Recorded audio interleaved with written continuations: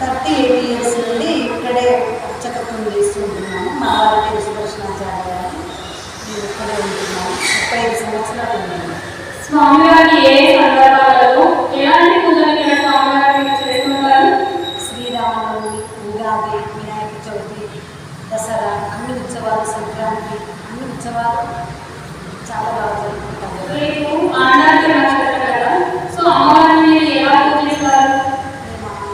రేపు ఆండార్య నక్షత్రం కాబట్టి ఉదయాన్నే తలకి స్నానం చేసి తిరుమాటకు నైవేద్యము, పులిహోర, చక్కెర పొంగలి, కొత్త వస్త్రములు వంటి అభిషేకం చేయించి ఇవన్నీ చేస్తాము. మరి అమ్మవారి తండ్రి ఏంటి? అమ్మవారి తండ్రి విష్ణు చిత్ర. అమ్మవారు ఎక్కడ జన్మించారు? శ్రీవిల్లిపుత్తూరు గ్రామంలో అమ్మవారు జన్మించింది. అమ్మవారు మరి ఏ సందర్భాలలో ఎలా ఉంటుంది? చేశానండి. అమ్మవారు మార్గశీర్ష మాసంలో మా నెల రోజులు మార్గళి వ్రతంగా శ్రీవ్రతంగా ఆచరిస్తాను. అమ్మవారి బాల్యం ఎలా ఉండేది? అమ్మవారి బాల్యం అంటే భక్తి శ్రద్ధలతో జ్ఞాన వైరాగ్యంగా ఉండేది. పూర్వం గోపికలు ఎలా చేశారో కృష్ణుడి కొరకు వ్రతం, అలాగే ఈ గోదాదేవి కూడా కృష్ణుడి కొరకు వ్రతం ఆచరిస్తుంది. మరి కృష్ణుడి వారికి కళ్యాణం ఎలా జరిగింది? గోదాదేవితో ఆయన రంగనాథుడికి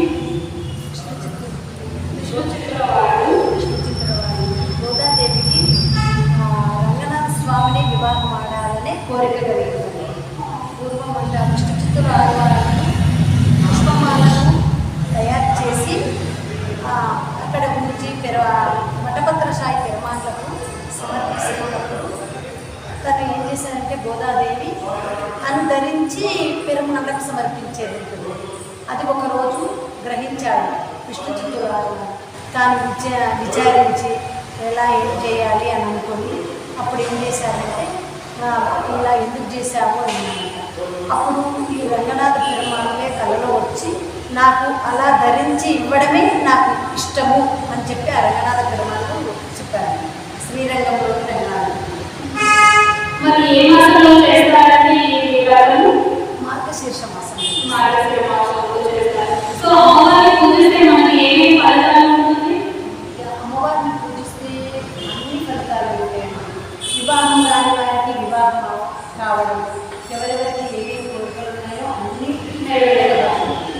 మరి అమ్మవారిని మనకి ఏ విధంగా పూజించాలి? మనం అంటే ప్రతిరోజు పూజించాలా, లేకపోతే మాసంలో మనం పూజిస్తే సరిపోతుందా?